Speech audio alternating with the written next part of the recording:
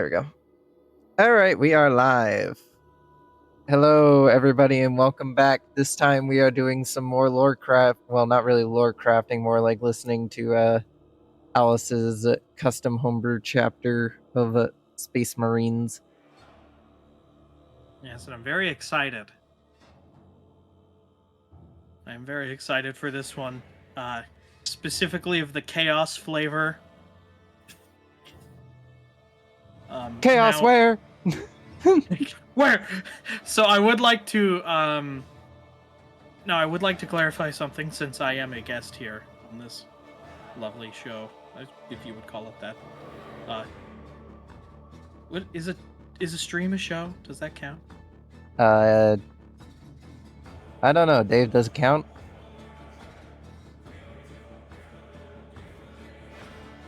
Oh, show servitor. More info, please.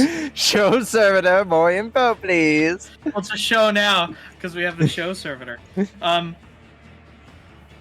Are you wanting to kind of lead this discussion? Oh no, this is your chapter. You lead it. Okay. I will try my best to keep this from going into an unmitigated ashen rant, but we'll get there.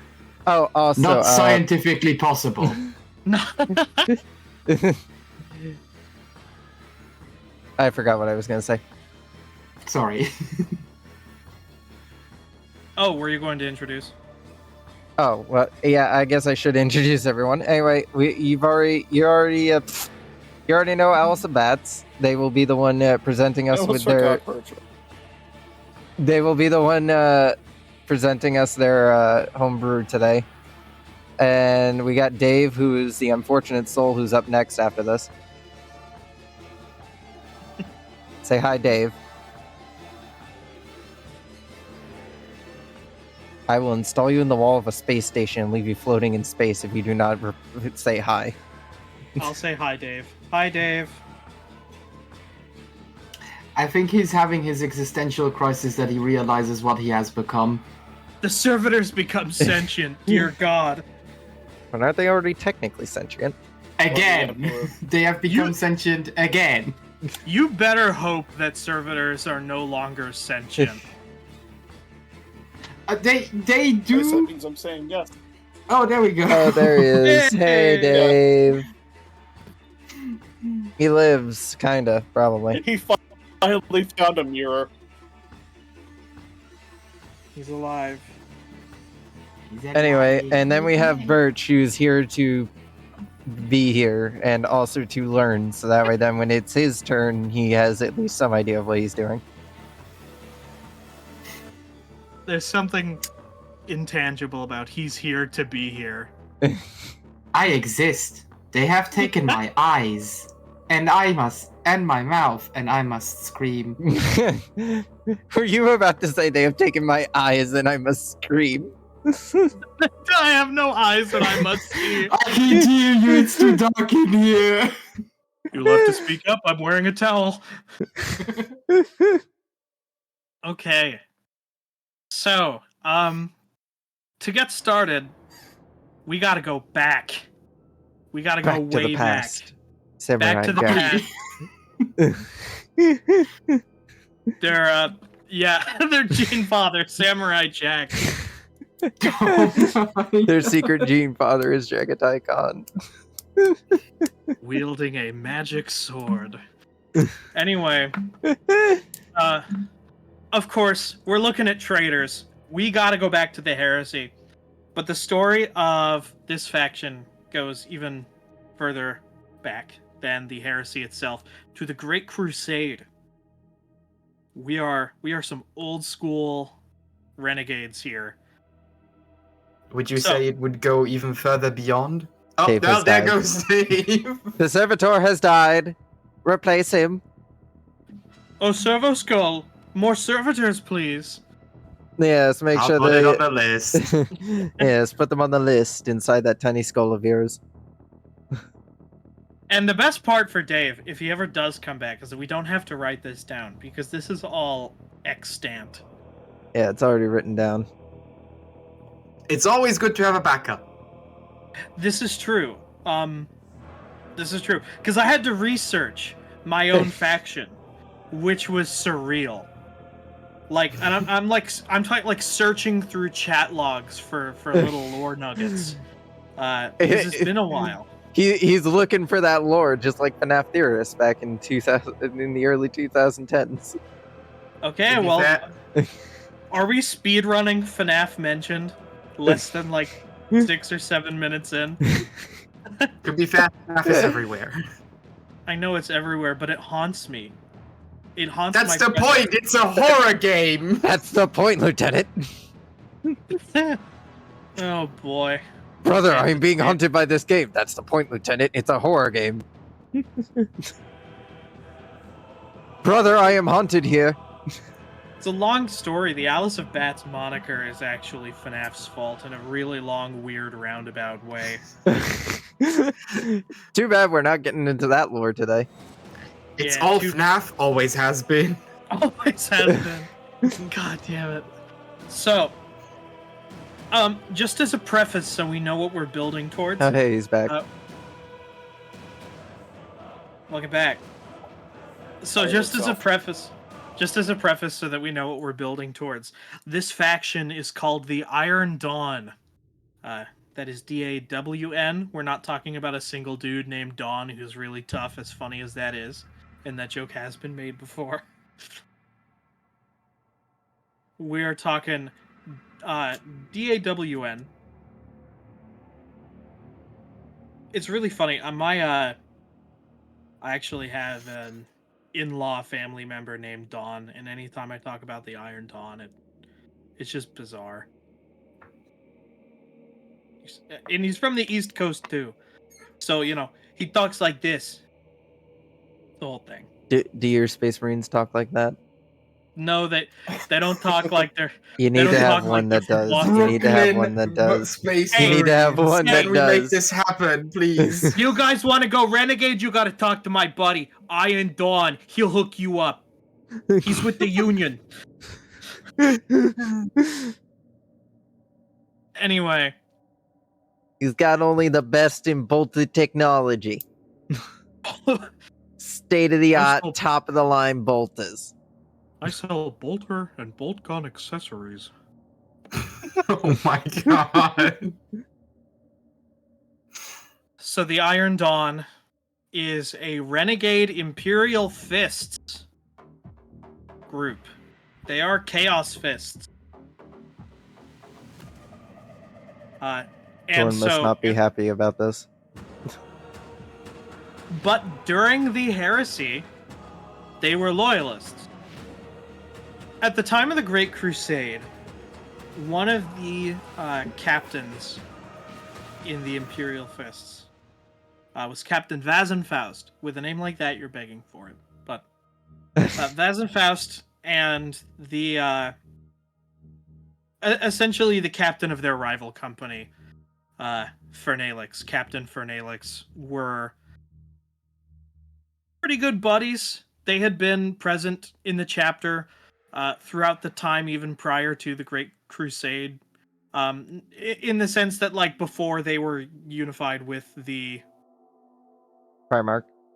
Yeah, they are old school. Back in my days. Yeah, back in my day, we didn't worship chaos, those damn gods. Back in my day, the magazine for the bolter was basically all the way at the front of the gun. Back in my days, all religion were cringe. And that is still an opinion of this faction. These are really the old guys who don't let go of their opinions. It makes it ironic that they're chaos. Then Yes. religion We're is gonna get there. cringe. Then why are you chaos? Fuck Shut you. up. So, We dutifully follow our god of atheism. yeah, that's pretty much it. So during the Great Crusade, essentially this faction, they are slogging it through the tough battles. These are exemplary companies. that they are in, and as such receive appropriate battle honors. And it becomes kind of a rivalry. You can almost think, and this is going to be a through thread for all of you people who are simultaneously Star Wars fans, kind of an Anakin Obi-Wan style relationship where it's peers, but also mentors, but also kind of rivals, but not really. Frenemies. Frenemies is a great term for that, and it will eventually go the route of Anakin and Obi-Wan. We have to get to chaos somewhere. But one of the important things that happened was, it's this little thing, you might not have heard of it, it's called the Horus Heresy. That shit sucked. I don't know if you've ever heard of this thing. Basically, turns out Horus is a piece of shit. I did Yes. not know that. He is kind of a piece of shit. How do you figure? Cite your sources on that. He's a dick. Is it fair? True. Also bald. Also, Spider Planet. Name one Primarch that is good and bald. Vulcan. Shit. Yeah. That's a fair point. That is a very. You walked into that one. You walked into that Hey, wait a one. minute. Fair. Okay. I rescind my argument. I know when I'm beaten. Anyway, when the Horus Heresy occurs, there's really not a doubt in their minds what the appropriate course of action is. They're Imperial fists through and through, and they're gonna stick it out to the end. Fortify this position. Absolutely. And they go through hell in a battle called well, the battle doesn't have a name. It's a series of battles that take place on a planet called Parallax. Parallax is a large-scale mechanicum, basically an ironworks, where they are producing quite a bit of material, weaponized goods, stuff like that, but it's also the mining world where they're getting the resources. This isn't like a manufactorum where these things are being shipped in and the whole planet's dedicated to production. This planet is eating itself alive. Horrific. And the planet does survive. The planet does survive into the 41st millennium. Its current state, after the heresy, it does remain this horrible auto-cannibal that just continues to consume its own resources and is essentially just completely barren desert with massive Hive City-sized production plants scattered across it that are essentially empty, but it has a really, really good tactical position against the Tau Empire in the 41st millennium. So it's like an old abandoned mining town now at this point in the 41st Yeah, millennium. they're essentially using it as an Imperial listening post because the Tau don't want it, the Imperium doesn't really need to hold it, but the strategic value is high enough to... Strategic value is absolute. Not quite absolute. There have been If it blew up, they series wouldn't of care. battles. But Yeah, they would blow it up to keep someone else from to be using fair, it. with how hollow it probably is by this point, they probably have it rigged to blow at a moment's notice. I'm sure there are a lot of unused mining charges on that planet. But Parallax is a slaughter.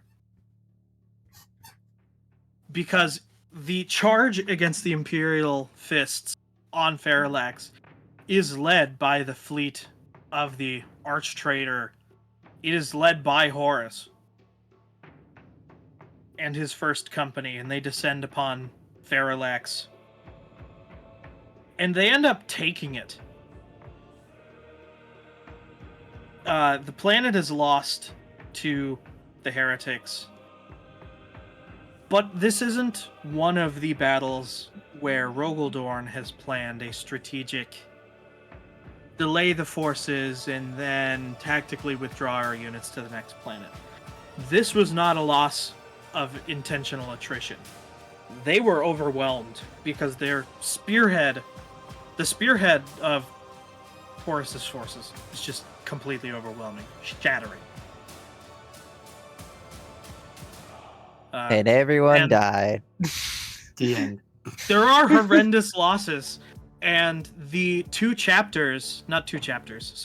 companies basically end up reorganizing into each other as a veteran company. But there are the captains both lived, and so Fernalix and Faust kind of become a duo in their command. This sounds like a And- sitcom idea. To me, it sounds like a Two musical captains, idea. one company. Let's see how they do in Well, this they're episode actually of great with two each other here. captains and a single company. They do fine. They kick ass. Turns out And they when were you have roommates. and they were two captains chilling in a company 5 feet apart. Maybe a little bit more when it gets cold. Maybe. So They get these further two- apart when it gets cold. Sorry. they get further apart when it's cold. Makes sense to It's me. just thermodynamics. They become smaller. They shrink. You know, materials get smaller when it's colder, so they naturally move apart from each other. should probably turn down the Scientifically, music these a two little would bit. be separate. There we go. No, it's just barely in the background. It's there. So, yeah, actually, it ends up going really well because turns out when you have the leadership resources to basically command from the captain level down everybody at the same time, because you're not needing to delegate as many tasks, you can coordinate some really effective defenses. And eventually, it ends up becoming a split duty. Fernalix is working on the defense. Faust is working on a good offense, which is also the best defense. Kind of breaking away from some more traditional tactics. And so the company is simultaneously pushing out and holding the line, fortifying as they move against the oncoming waves and waves of traitors. And it buys some decent time amongst their peers. But the Horus Heresy goes on as it does. This faction does not impact the greater lore of the setting, or even the chapter. And such is the nature in a lot of things in Warhammer, where these big grand stories end up just being a flash in the pan of nothing. Just the a Siege of stone in the Terracon- really large ocean. Yes. The Siege of Terra happens, and they are essentially tasked with covering the chapter as it withdraws from one of their forward command posts. So, for anyone who's really familiar with the Horus Heresy, Rogel Dorn was shacked up in Bab Bastion for a while, basically giving out commands fairly close to the front line. This is before they had to fall back behind the final fortress. But it's close to, and they're beginning to be overrun. So as the Primarch withdraws, and they're dragging the High Command out of there basically by their collars because they don't want to give this ground, Faust and Fernalix are in the company covering their exit. And shit is dire. Because when the final assault on the last wall starts, the Delphic battlement on Terra, the massive, last stand outside the Imperial Palace. Well, not the Imperial Palace, but the Sanctum. They're essentially locked outside. Good luck, guys. And it is... Good luck, guys. Yeah, good luck. See ya. and it is tough. It becomes tooth and nail. They do eventually get some relief, though. Because, essentially, other forces that were delayed in holding back are finally finding their way back to the wall. And they end up getting a very rare spot of relief. There's actually a little bit of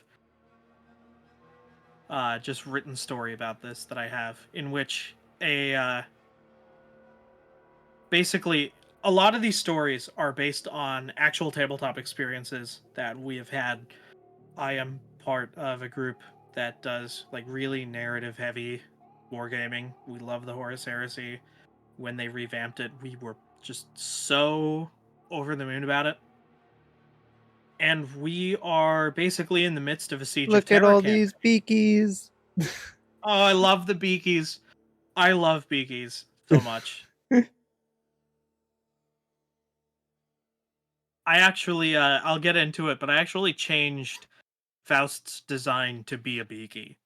Is Eventually. that why you sent me the picture of the 2 miniatures with the beakies? Yes. Well, that's also Faust. So Faust and Awesome. Fernalix are holding out outside of a wall. And the quote is as follows. "It was then the impossible happened. A noise, no louder than a distant drone, wafted through the dust-thick air. Louder and louder it soared, escalating into a familiar roar. Captain Fernalix reflectively gripped his last munition, a melt-a-bomb, ready for his final moments. What came over the crest, instead, brought hope to his weary soul. It came scraping down and over an embankment of corpses, and the men began cheering.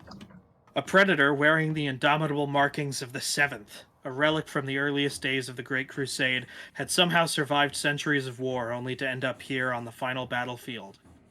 Fernalix sighed with relief, something he had not done in days. And essentially, an armor column of the final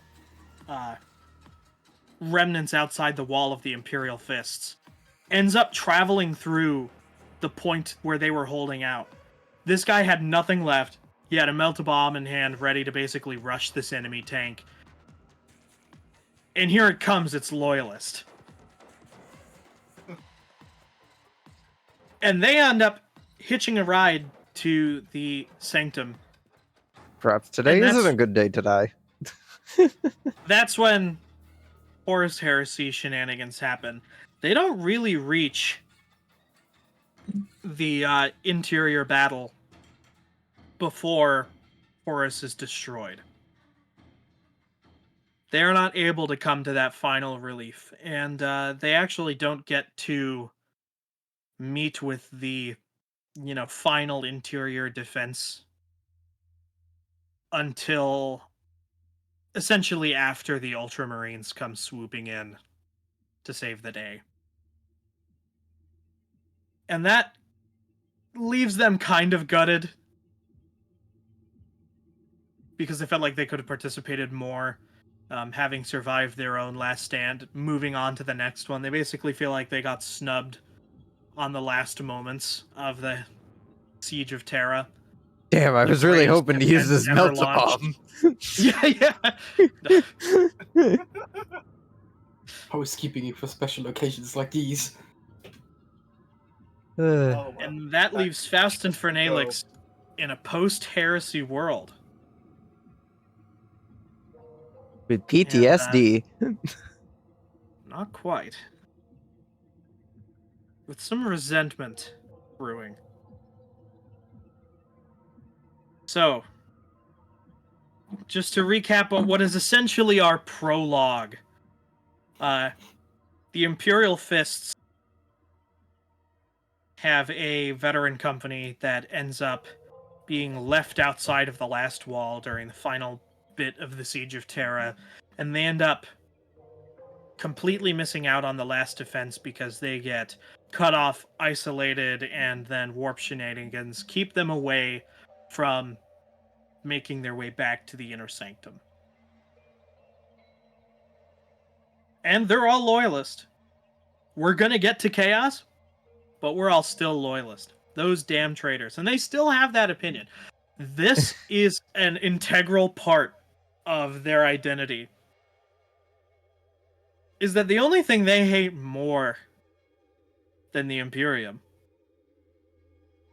are the traitors. This faction is chaos with absolutely basically no backup. That's not because they're like so badass they could do it all by themselves, but they are pragmatic to a fault, and it does fault them. And it's kind of in the scouring that things fall apart. Are y'all familiar with the scouring as a part of the setting post Siege of Terra? Nope. I am not. So for those unfamiliar, I'm not really going to do a deep dive on the scouring. Basically, the Imperium post Siege of Terra begins to change radically and quickly. My understanding of things is that the scouring is basically the remaining loyalist factions picking up the pieces, putting things back together, and pursuing the forces of chaos. Brother, I And require driving the them away. round piece that goes in the round hole. Have you found it yet? Square. Nothing yet, brother. For the trapezoid. Gilliman, stop setting up the new tax system and help me fix this fucking wall. Listen, we all know it goes into the square hole, alright? But if I don't legislate it, how will they know? What about Isn't that this kind of the triangle I relationship found? between Gilliman and the lion? Gilliman Everybo- during the scouring is fantastic. What a great character. Please give love to Gilliman. People don't do it enough. Rogaldorn. Well, now that I've got to rebuild everything, it's time to make it better. Rogaldorn. It's during the scouring that Rogaldorn kind of falls off. Quite we start literally, to- in some cases. Basically, Yeah. like, I don't really care about this shit anymore. You guys do you. I'm just gonna go and disappear on this ship and leave my severed hand behind. Genuinely, and with the Codex Astartes, the Imperial Fists are really not having a good one. I don't like your In rules. chapter I'll abide by leadership- them, but I don't like them. Basically, chapter leadership kind of begins to get at each other's throat. And between Faust and Fernalix, there is a growing problem in the form of the Imperial cult and the worship of the Emperor as a god. And He's not the Messiah. He's the Messiah. I'm gonna have to put a pin in this for 10 seconds. I am 90% sure one of my cats has opened the door to the hobby room and is in here. And they How absolutely. can we tell? El gato!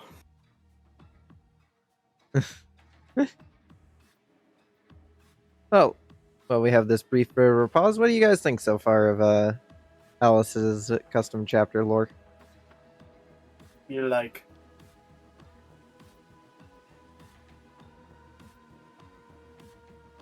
You gonna say anything, Birch? I'll wait until the end. I'll hear it all out. Okay. I was just looking for like early feedback, like comment. Notes are welcome. This is not like a written book or something. Things can Listen. be adjusted. I cannot give I cannot give any feedback considering that my main interest in Warhammer is not the Astartes. Very unfortunate considering So- you're gonna have to make a homebrew chapter for once we get What to is your main interest in Warhammer? chaos. Oh, the absolute no horror. the horror aspect, the unknown, all the chaos. Lovecraftian Why are you so... Just because I like the other version of the gods doesn't mean I am interested in chaos. I mean, I am interested in Are you- chaos, but not because of that. Are you sure you aren't Dark Eldar? No. Honestly, honestly, I'd be more interested in the Tau than anything else. I knew it. The Tau. The I Tau would and never the make a horror secret element. out of that, Dave. I mean, if you want Tau and a horror element, just go play Fire Warrior. Tau lover spotted. Having a fucking Chaos Space Marine teleport in front of you. Direct Mods in front of you. lobotomize this man and put him on a servo skull. That is how he Oh, ended up as a already- servo skull to begin with. Yeah, he said, "I love Tau." Quick, lobotomize him again. Monk chanting stops. The very rare Imperial double lobotomy. Double servo skull into. A double servo skull. We just take a second servo skull and plug it into him, and then we have two servo skulls plugged together. Is there Who any am way I, we can mirror? GLaDOS? You know what? For that, we'll have to I don't- plug three servo skulls into you and make a snake out of it. No, please don't give me Wheatley. We'll turn him into like a Hydra servo skull. I need to do art of the human servopede. No! No! I do not wish to be part of this anymore. Would you like to be Anyway. the head or the tail? I The don't head, want to be. obviously. The head, obviously. You would never want to be the tail. I don't know. Maybe he a freak like that. Ah. Anyway, let's get back on Yeah. topic. Yeah, let's get back to the shenanigans. I just God ate has chocolate, now entered I'm the chat. so stomach tense. God has entered the chat, and things are not going well. Because Faust and Fernalix have basically been put into a successor chapter, which they are now basically in charge of. It's the Aquilan Shard. And the Aquilan Shard is basically on a peacekeeping role where they are going around making sure, hey, you guys didn't fall to chaos during the heresy, right? No? Good. Okay. Peacekeeping. Yeah, peacekeeping. They're going around showing up, periodically wiping out a corrupt planetary governor that they suspect to have been loyal to Horus during the heresy that's just kept his mouth shut now that he's lost. Basically retribution. And it's getting a little out of hand in the worship of the Emperor department. Because Faust has turned his attention almost away from people who were loyal to Horus and the traitors, and has started turning blades on anyone who claims the Emperor is a god. Because that is strictly a no bueno. He was there for that. He knows that that's not what they want to do. That is totally against everything that the Emperor wanted. And they are so... Faust's company specifically, they are so hopped up on that. We just fought to the last man for the Emperor. I'm not going to let you besmirch his vision. They're so hopped up on that Emperor juice that the moment someone proclaims that they have some form of divine belief in him, Dead. it's death time. Oh yeah. Nobody Why expects the did you reverse inquisition. exterminatus that whole planet? Chaos worshippers, yes. Yes, It chaos is kind of worshippers. a reverse inquisition. And that very, very hardly splits off from Fernalix and company, who believe that the Imperium needs to be left on its current course to survive. They do not believe the Emperor is a god, and they will continue to not do so, as many Astartes chapters do.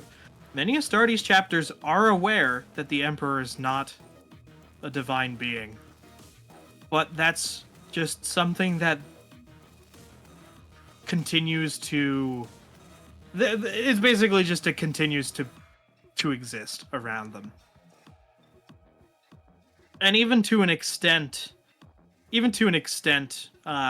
those lower in chapter authority are aware of this. And this is something that extends across multiple Astartes chapters in canon.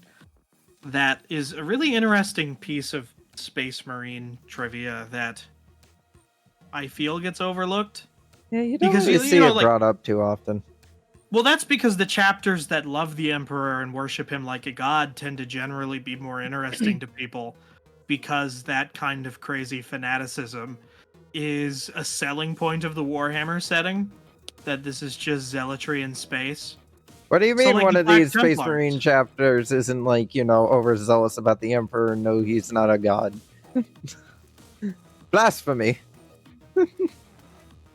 But Faust and Fernalix have a falling out that culminates in basically Faust demanding, like, hey, you gotta get with the program here, or you will be part of the conspiracy to destroy the legacy of the Emperor of Mankind, and we will destroy you. Civil War Part And- 2 Electric Boogaloo. Basically, and Faust puts this ultimatum in there, and Fernalix is like, dude, I'm not going to massacre these civilians. I'm not going to do it. Like, if you want to kill peaceful members of the Imperium, that's fine, but we're going to treat you like traitors if you're going to do that. And fighting happens. Very fierce fighting that culminates in Fernalix and Faust basically throwing hands. Power sword and power axe clash. When you say throwing hands, I just imagine them throwing power fists at each other. just picking two lieutenants just brought over whole boxes of power fists, and they're just chucking them at each other. Least Imperial fist battle. Even better, they strip them off and then they slap them across their faces like they're challenging each other for a duel, just over and over again. I like the idea that both of them have power fists on both hands, like Hulk hands, and are just fucking beating the shit out of each other like gorillas. No, it's sword versus axe, and naturally, Faust wins. He's going to survive, because without it, we don't have a chapter to talk about. Without it, we have a completely different chapter to talk about. Damn, he got that And- plot armor. Fernalix, But how do we know Lying. he's really dead?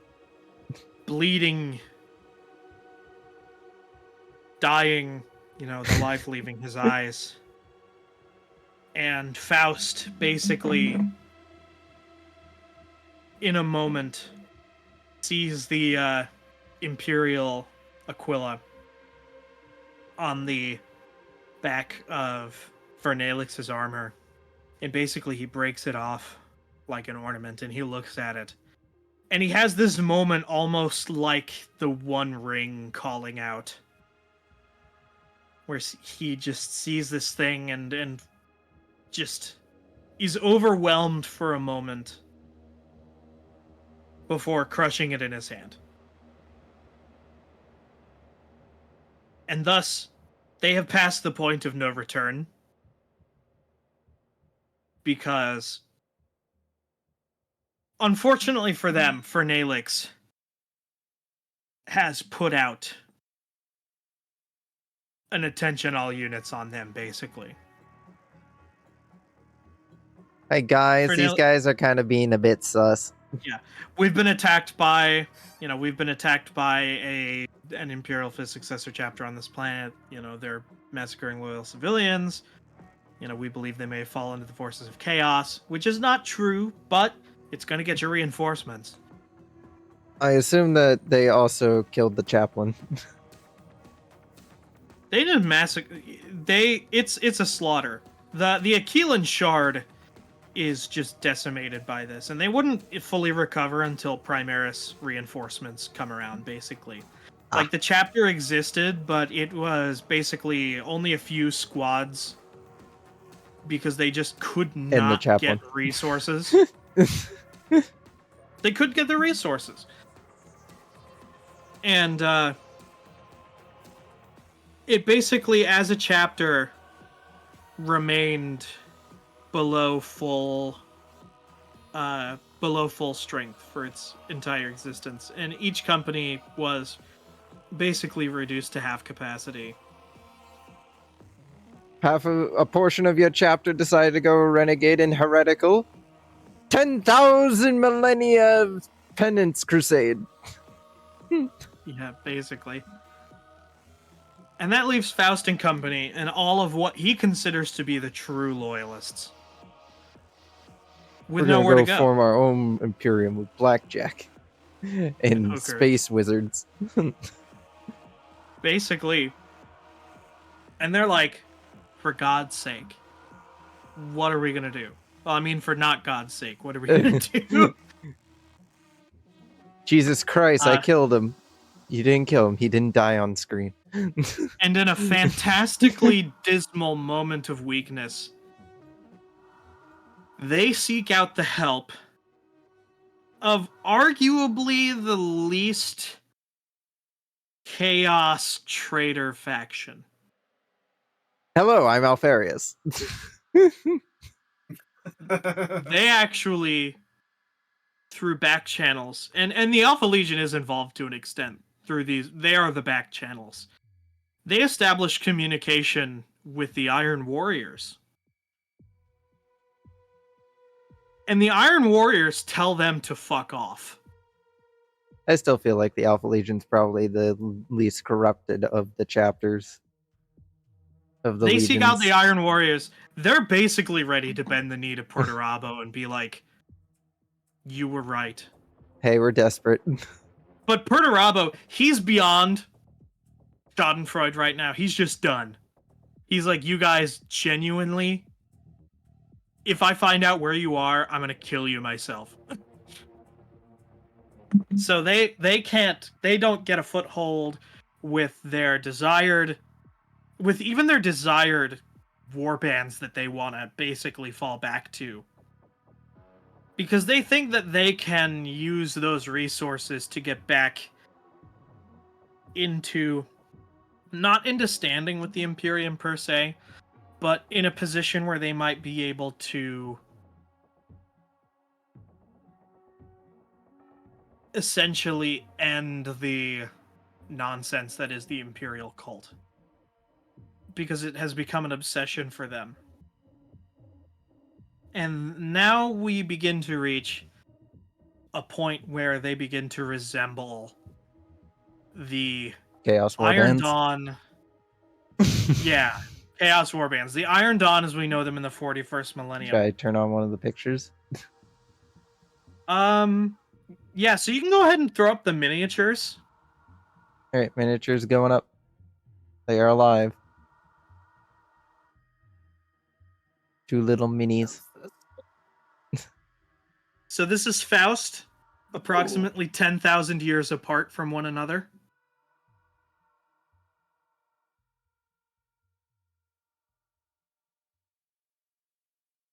And, yeah, as you can see, 10,000 years Jeez, what happened to you? I drank the milk. Drank? Is that a reference to something? No, I didn't think of anything in time, so my brain's just I drank the milk. It's probably a reference is to something that's nonsense. in the back of my mind that I don't remember, but Brother, got milk. What was that one clip that I kept seeing around during the last Transformers line? It's like, Jesus, what happened to you? Relax, I'm only with you 10 years from now. 10 years from now? What happened in 10 years? What the fuck does that mean? Yeah, kind of. So, enter Dietrich. Dietrich is a... What? I heard Enter Detroit and I was very confused for a moment. Detroit become Chaos Space Marine. Detroit becomes superhuman. No, Dietrich. And Dietrich is a company chaplain who's generally unimportant up to this point. And he has basically and secretly been fully corrupted by a Zinch demon. Oh no, that explains why they haven't killed the chaplain yet. My man's been drinking the funny juice. He's been drinking the milk. He's been drinking the milk. Well, you got chaplains that were a role prior to the heresy. Yeah. He's been drinking the milk. He's been on some wacky stuff.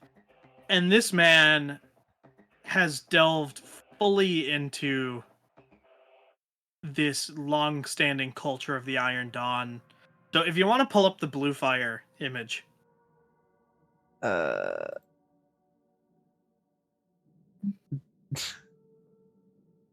The comic No. one or the other one? No, the one with the blue fire. Oh.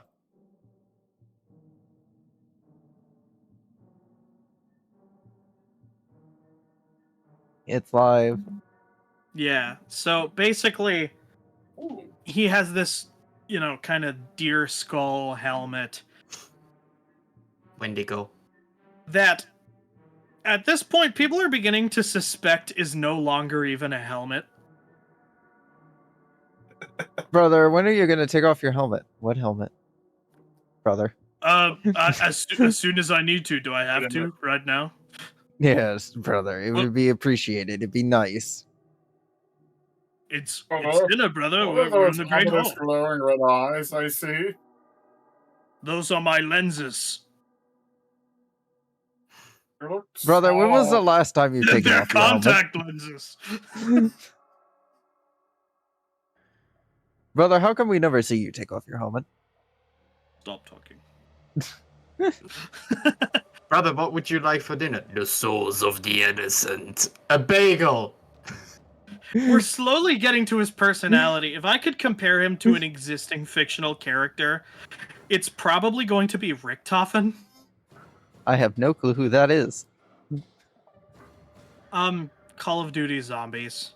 Ah, Yeah. that would explain why I have Manic- no clue who it is. Manic German.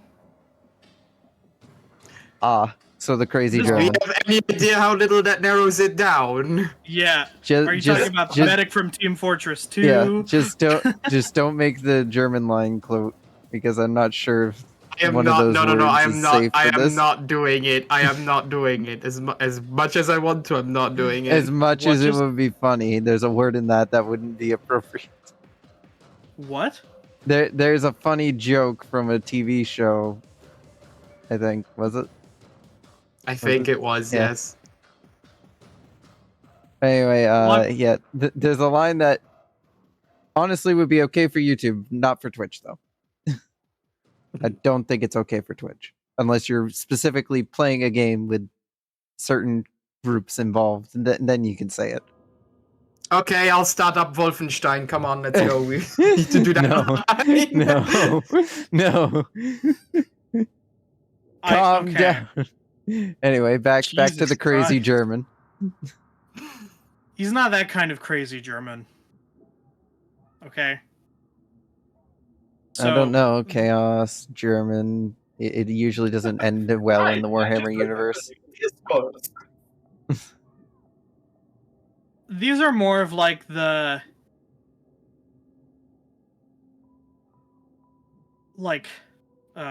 there's a specific vibe that I am trying to... That this chapter kind of leans into. It's kind of like folk.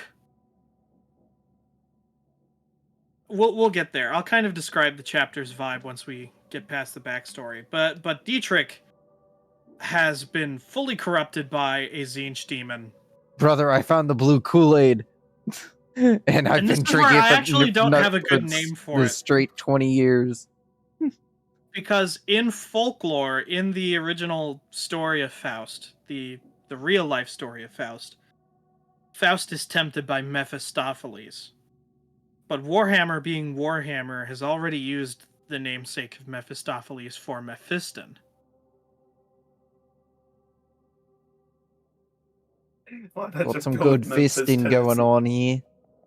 Oh my god. Fuck off, dude. I was holding back so long to do any kind of joke like that out of respect, and then you just drop it.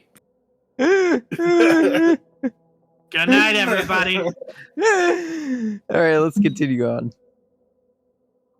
So I'm just gonna, for the sake of simplicity, because I don't have a name for this Zinj demon, I'm gonna call it Mephistopheles as a reference to the Faust story. And Could just call it basically, meth. almost meth. Yeah, shorten the name. No thanks. So basically, he's using Dietrich as a mouthpiece, Erebus style. And Faust basically ends up slowly being corrupted by this demon as well.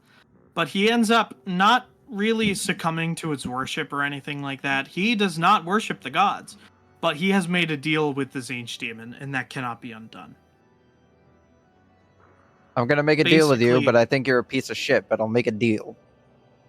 Kind of. He gets all arrogant and thinks that he can outsmart The god of Chaos change. gods. Yeah, the fucking god of change. He is not. He's not. Buddy, you think you're that guy? You're not that guy. You're not going to do it. Magnus tried. Didn't really work out for Magnus. And this kind of ends up in a similar boat where Faust is being allowed to do what he wants to do and is receiving help from... He's getting more help from other chaos forces and you know, little bits and pieces of war bands are joining them, and something is pulling the strings, and it's very clearly this demonic influence. And the full extent of what the demon wants is not clear. They think that my running theory, and I say this as the author of the lore, my running theory is that the demons are basically trying to use the Iron Dawn as a scalpel to destroy key members of the Imperial cult to minimize the Emperor's presence in the warp. It's a win-win. Why would Chaos not want to support this? They're like, oh, you like the Emperor? Well, I don't care so long as you're killing his dudes. Attaboy. Why would I give a shit what your personal convictions are? You just killed, like... Oh boy. Yeah, it's like, you basically want to free the Emperor of his confines on the Golden Throne? Do it. Bet. Thousand Sons looking at seems to be like, it does what's make that? no sense for why It's Zinj- my backup child. What'd you say? This is my It backup does child. seem that it does seem to make the most sense for why the forces of Zinj would sort of recruit them into their cause. Basically, go kill more cultists for us. Yeah, and so they become essentially almost kind of a Davy Jones of sorts of these areas beyond the Great Rift that forms during the most... Is that the most recent Black Crusade? The 13th, yes. Essentially, they go from planet to planet, group to group, lay siege, bloody siege to these fortress worlds and monasteries, and they get the join or die offer. You may join us or you may perish. And because of that, they have a really, really sizable auxiliary guard force. And even support from Legio Titanica. Or is that... No, that's not a Legio Titanica. Whatever the term for it is. Basically the Mechanicum and their Titan forces. Like, to a degree, they have a pretty good warband going. And eventually they liberate their home world. Which I'll kind of get to. It is an Imperial Fists planet that... you kind of visit one of these planets in Space Marine 2. It's like a burial planet. where the honored dead are sent and buried. And it's Nachtsturm, the dark storm, the night storm. And they liberate it and basically build their own quote-unquote fortress monastery, atheist fortress monastery. They basically build a fort in the graveyard swamp. It's Castle Friedhof.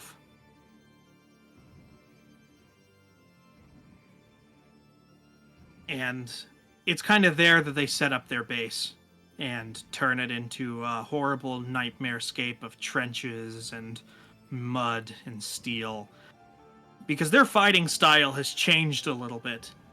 And they are essentially Space Marine World War I. They would get along quite well with the Death Corps.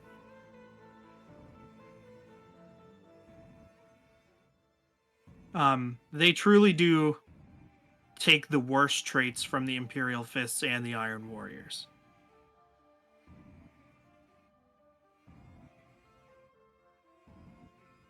And so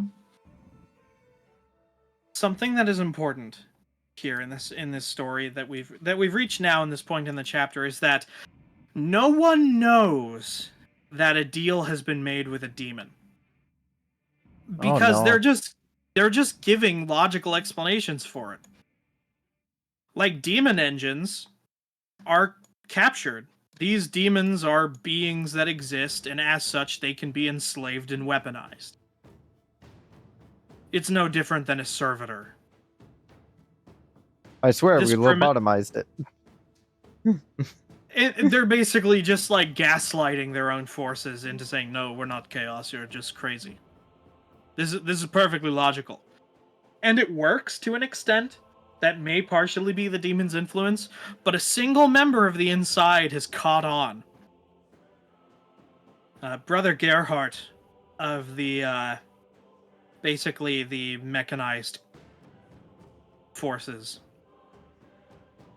This tank is oddly dragon-shaped. He's basically, he's like, wait a minute.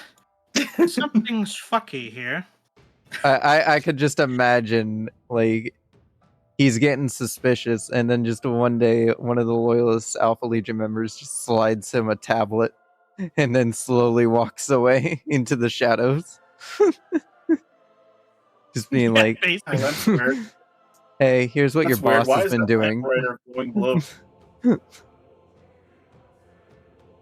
Why does that Land Raider look suddenly a lot like Arkan Land? And their join or die mentality even extends to an extent to the dead, because Space Marines, particularly Imperial Fists, from this graveyard world, the dead of the heresy, are being brought back to life into these, shambling undead, essentially rusted out Space Marines. Brother, are we the baddies? Do not have the strength of a typical Astartes, but are great for horde tactics. Yeah, they're good. They kind of have a Death Guard flavor to them. This is a very Halloween-y sort of scenario. It's very fitting for the time of year. They are known only as the spoils of war.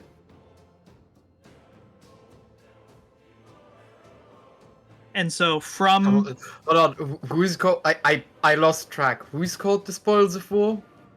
The dead. Basically the undead Space Marines that they have recruited from their graveyard fortress. The heresy dead have been brought back to life by chaos. Brother Algin, I thought you died during the heresy! You went so hard. Brother, you have not aged well. Listen, you went so hard with all of the German terms that, for me, calling them Beutepanzerung would have been so much better. What does that mean? Whoa! It's the German translation for it. No. What it means is when the Germans captured tanks in World War One and World War Two, they wouldn't call them captured tanks. They would call them how you call Beute. Essentially, it's a different. If you wrote somebody, what you get is Beute. I can't find the right word in English right now. All right, well, you Spoils sort of this war out. is- I have been summoned for Yeah. food, so you guys continue on. I will be back in a No, moment. Alright. I'm fully open to suggestions. But the thing is, It's I just- want to make something clear on this with the German aesthetic, is that there's very much so a line that I'm trying to keep on one side of, and that these are meant to be like, Valak hit the nail on the head with the whole like Halloween aesthetic. These are meant to be, spooky, haunted, German folklore kind of Space Marines. Faust, a little bit of that kind of Krampus vibe. If you can kind of get that's the vague, those classic myth and legend and things you tell your kid to scare them because you don't want to discipline them. Now I have it. Sorry, What is I it's essentially the translation is loot or booty tank. Booty tank. I am not naming them booty tanks. Not in that way, but I a know looted what tank. it is. I know booty as that term goes. Mm, But I can say on Valak's behalf that is incredibly funny. yeah, okay. And I am tempted now to do that just because I know the translation is booty tank. Well, I'm sorry. watch I'm out, sorry. it- This is my stupid American moment. That is so funny. that is fair. I specifically didn't say Beute Panzer, but Beute Panzerung, so booty. It would be booty arm, which doesn't sound much better, but or looted armor. Please DM me that because I might take it. Yeah, Well, this is very much so German folklore, not German military. That's a very key distinction that I'm very clear to make. That is fair. It was just. It seemed like it would fit a little bit better into. No, that's fair. That's fair. And it's like the only reason I have to make that clarification is we're talking about Warhammer. You know what I mean? Yeah, I know. Yeah. It's one of those things. But that is genuinely such a good pull because that looks great and it gets a laugh at the wargaming table when I explain it to my buddies who have the exact same sense of You're welcome. humor. That's so funny. Booty armor. So yeah, the butt armor. Whenever Valak gets back, we'll kind of talk a little bit more about them. But the forces are being amassed. And In the peace. as the forces of this group get larger, the war machine gets slower.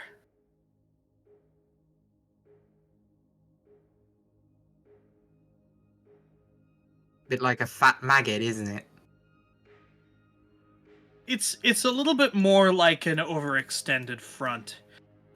Much like how trench warfare usually ends up, the more battle you lay out, oh, well, if we flank them over here, then we'll win, and then they set up a defense. We have become in a state of gridlock where we're not huge. The Iron Dawn isn't big, and it's commit themselves into these long, drawn-out conflicts that are not quickly resolved. One might say you've become entrenched. Yes. And that's their whole thing, is they are about to be just... They're about to go that full send off the cliff into the Iron Dawn as it exists on the tabletop for me and my buddies. Actually, yeah, in being entrenched actually kind of summons up the entire chapter very well. They're entrenched in old beliefs. They're entrenched in their old ways so far that they're blinded by it. That change has happened, but to them, their vision has become so fixed in their heads that they're having a hard time seeing the change that has actually happened to them. Yeah, that is absolutely spot on correct. And these forces are convinced that they have basically remained unchanged since the Codex Astartes has been written. And they're so locked on to this concept of righteous, liberation from these ideas that they have held on to, 10,000-year-old ideas of vengeance, that they don't even realize they've been fully taken over by demons. Only one person is self-aware enough to realize, holy shit, something is going down. I'm yelling timber. Oh my god. I had to. I'm sorry. So I guess while we're waiting for Valak, we're slowly getting to a point where the lore is going to slow down. I can't imagine I have more than an hour and a half of stuff to talk about here. What are the initial thoughts and critiques?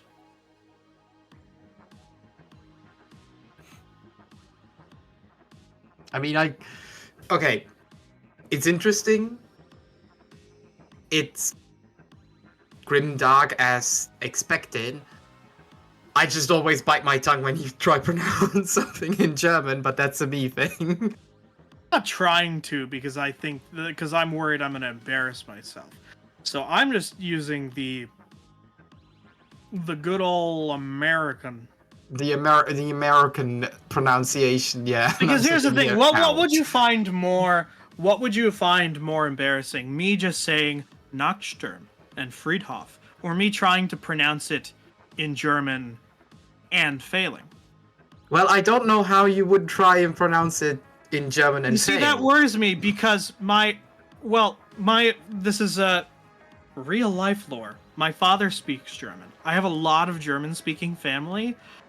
I was not taught to speak German. Really? I was raised in the good old US of A. I was not taught to speak German. My father learned German as a second language because we had other family members that spoke it. And he learned it basically not quite as an adult. My understanding is that he started learning it in school. But so, like, it doesn't affect the way he speaks or anything, but he can speak German fluently. It blows my mind. But, like, as kids, I had ADHD. I had a hard enough time learning my own language. And then when I got to the age where I had to learn a foreign language, I ended up learning French. My school didn't offer German. I would have taken it in a heartbeat. I've had family that's lived American. there. My family history goes back there, where like we have the original information on what boat they took over. We're a few generations here in the U.S. I'm not gonna say like I'm a full-blooded, German immigrant. That's disingenuous. But my family has spent a lot of time there through military service, through choice to continue living there. And it was just kind of odd that it never made its way down to me, because I have cousins that will sit down and have a fluent conversation with my dad, and then I'll be sitting there like, what did they say?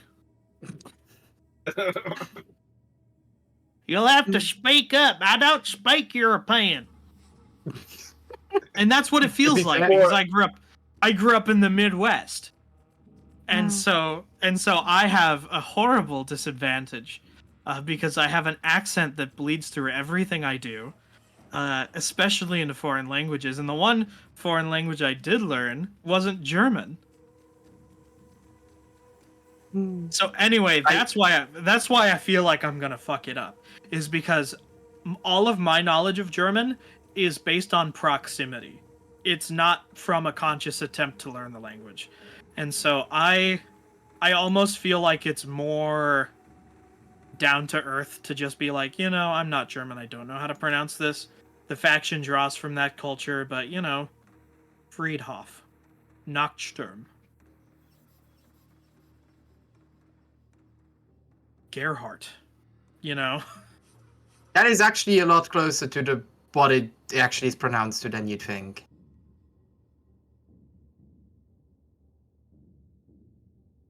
Yeah, but if I read that word that you just sent me, what is it? I'd get to RU and ZERU and I'd be like, oh, how does my mouth move?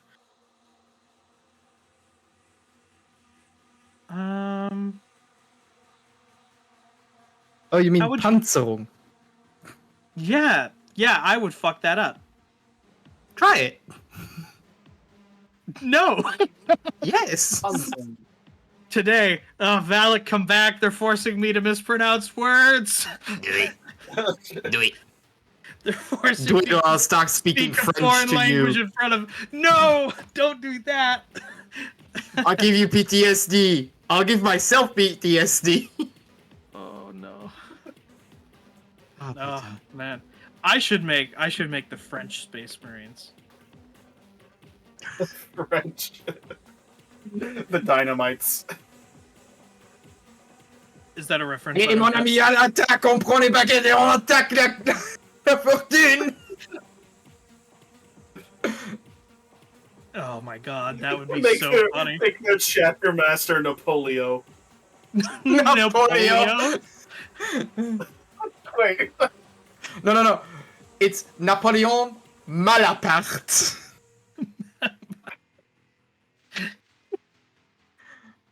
Oh, no.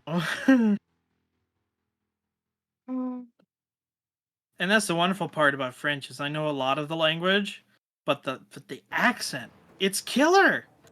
It's killer. The accent, learning the accent in the Midwest. My French teacher wasn't a native French speaker. She had been there, sure, but it's not like I had someone who had Listen, lived do not worry that about language. it. Yeah, Do not it's not worry that I'm about worried it. about it. I'm not particularly worried about it, but I do try to be down to earth about it. No, but you can be as down to earth as you want to be. A Marseillaise is different to Parisien, is different to Normandaise.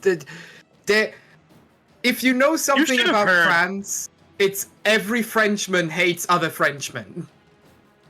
If I spoke French, if I went to France and ordered coffee and tried to do so incognito, like they won't even know I'm not French. If I went and ordered coffee, they would respond to me in English. I feel like they would. Listen, I went to Paris once. You should have heard some of the accents and some of the pronunciations. Like mine I'm not confident in, but I know it's not like as bad as my classmates were. Oh, I want to bottle some of the things that I heard in that class. Oh, they were so good. I kind of want to hear it because quick side tangent. I'm half Belgian, so I have a part of my family is Belgian, right? Oh, that'll do it. You get all of it. No, because I have the northern Belgian part. Oh. So we're closer. What I've learned was closer to Dutch than to French, but the French that I learned was Belgian French. And in high school, or what you would consider high school, I had a French homeroom teacher, and I mean a French homeroom teacher. She came from Paris. And that woman, I'll try and stay nice, had it out for me because I would speak with a Belgian accent, and she hated it. And when I told...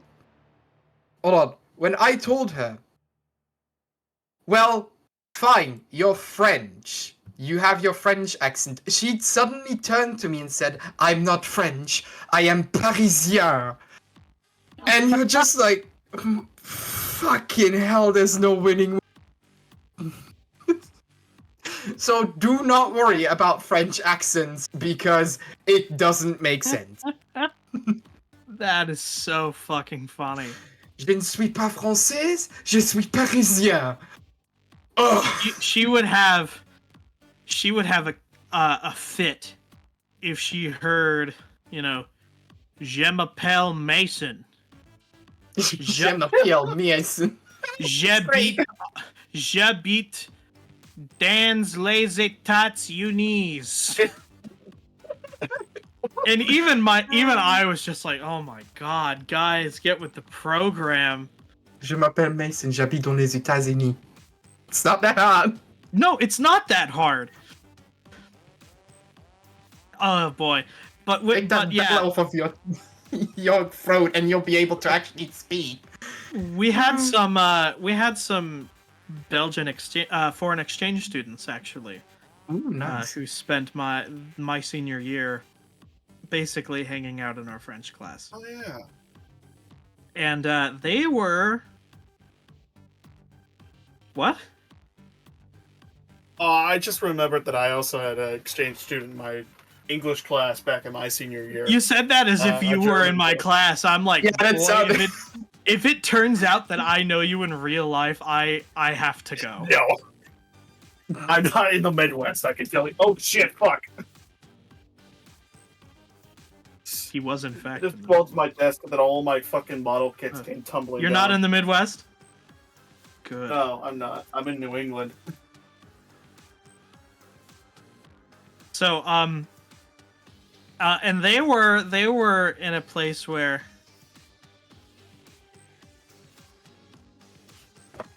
Oh, cool, we got spam links. That's awesome. Yay, how do... Well, first chat, it was a bot. Damn it. Mods! Makes me sick. God, I wish we had mods. I think I do. Dave, shouldn't you be a mod? Yeah. I was about to say. Anyway, they provided some unique insight, basically, into their perspective on the language as well, because they were, I want to say they were, I was gonna say I knew what part of Belgium they were from, but genuinely, my memory of my senior years. Well, they have to be Walloon. They have to come from the Wallonie. It's possible. I don't know. I don't That's remember. the north. That's the southern part of of Belgium, the French part. So, yeah, no, those pronunciations were great because I was in the IB program when. What does I that went mean? to high school, and so the IB program is a particular program with a focus on, with like an international focus. It's kind of weird, and it appears very sporadically across various schools in various countries. It's the International Baccalaureate program, or at least that's what it's known as in the States. And basically, I had to take the advanced French courses, but those courses were not really offered separately to the main ones.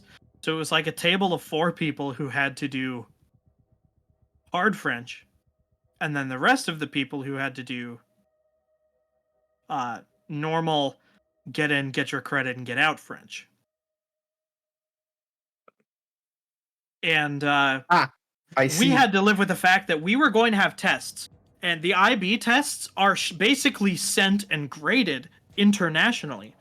So my French teacher was like, guys, you need to get with it because there is a chance that you will have a French teacher grading your IB test. Yeah, there's a chance you get a Parisien.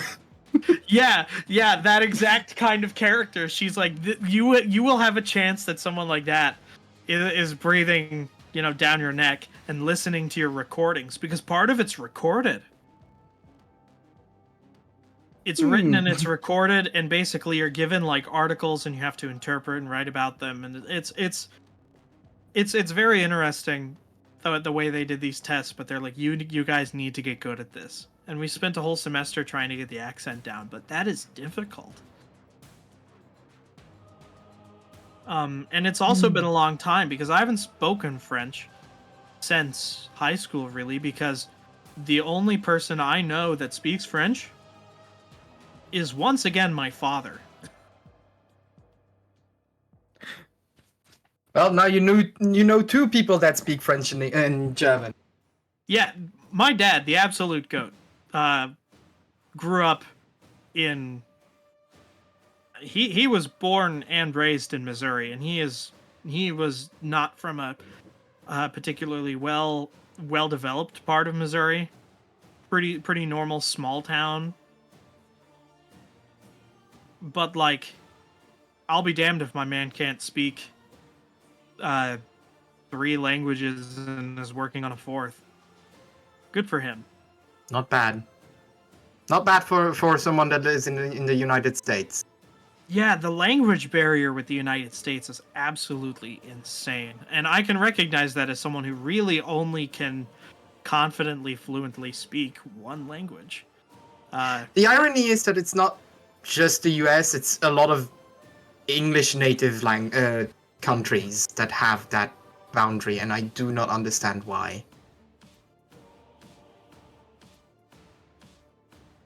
It's complicated. So when did you start being taught? You said you're from Belgium. When did you start being taught? No, I'm not. I'm not from Belgium. You're not from Belgium. You no. It's fine. I purposefully usually keep it the secret where I'm from. You don't have to tell me where you're from. No. I essentially started in a bilingual family. My father spoke the native language. My mother spoke. So my father spoke our native language, French and German. My mother spoke Dutch, French, German, and a native language. So I ended up having 5 languages that I already had 4 languages in my household that I would learn, more or less. Then school system, you usually start already having in kindergarten German lessons. Then in 2nd grade you start getting French, and then in 8th grade you get English as well. And by the time you're out of high school, you usually have about 4 to 5 languages down. It's incredible to me. I can't imagine that structure, because my school is formatted. The way the grades are formatted, you start off in kindergarten, and then you have 1st grade, 2nd grade, 3rd grade, and it escalates all the way to freshman, sophomore, junior, senior. It's just English. And the only time you're obligated to learn a foreign language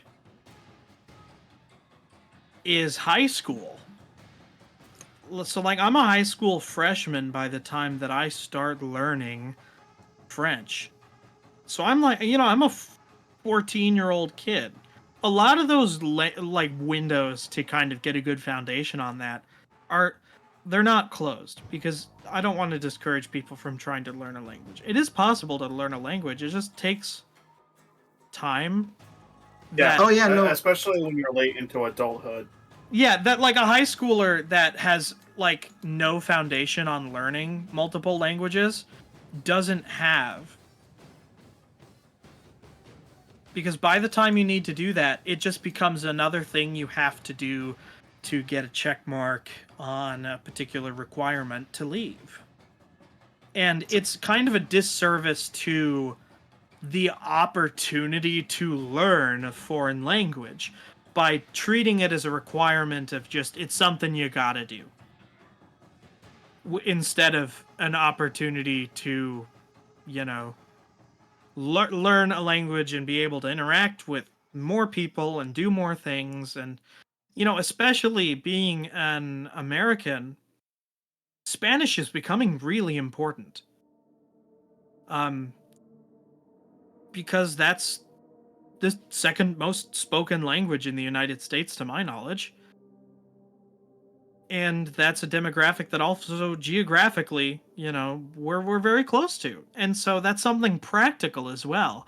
But we treat it like a footnote.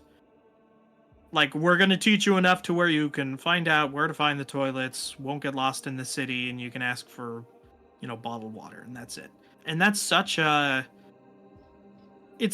weird attitude to have, considering the way everyone else is. And that's what I heard from pretty much every foreign exchange student that would come through the school that we had, was basically that, yeah, it's weird. It's weird. It's what they expected, but it's weird.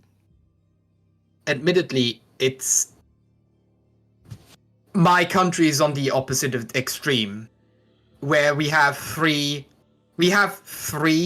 main languages in our judiciary system, in our government structure, etc. We need to know all three of them fluently, and not just I know where to go, but fluently in the case of I need to understand this government text or this law text and will be able to actually properly respond to it in order to work for the government. And that's with all three languages. And yeah, that's we have how they drill it into us is essentially in elementary school, all your mathematics are in German, and once you start going to high school, they just do the switch around and everything is in French. Hello, I have returned, and how did we end up in this you had to this have been there. conversation about French Yeah, in high school? very very long story. So to cut I things asked for short- feedback on my chapter. Yeah. And I talked about the mispronunciations. To cut things short, we are on the opposite extreme of we're getting too much pressed into us at the same time, where we can't and really Davis died concentrate again. properly. Well, yeah. Now it's- Dave is speaking no language. He's speaking the language of the dead. The language of the damned. Especially for a person like me who has dyslexia, that fucks you up. Oh my god, I can't imagine that fucks with you up. dyslexia. There was a reason why I despised having to read books, especially in French, for a class, because I wouldn't be able to keep up with this pace of the class, because we would have, like, 3 different books we would have to read for 3 different classes at the same time. And I was like, I'm not arsed enough with French to actually read this.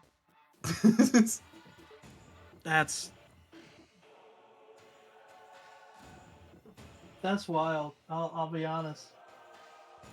That's such an interesting perspective. I'm glad we got to talk on that. I will say, Yeah. We are on the English tab. We are on the English tab of Twitch. I see that down there hanging out with English. Yeah. sci-fi, furry, and over 18 only, which sounds very spicy. That's entirely there for security purposes. So this is for them. This is for them Americans, those Canadians, and the others. And the Well, British. yeah, we have to include the English because Warhammer is an English No, property. I don't. It's an English property. You have to include them. I'll be damned if What I about the consider them- Australians? Okay, they get an honorable mention. I do appreciate some Australians. Oh, Australians are just British Texans. British Texans. Well, that's why Australians as are an just American, British I people can that got respect further it. down the skill tree.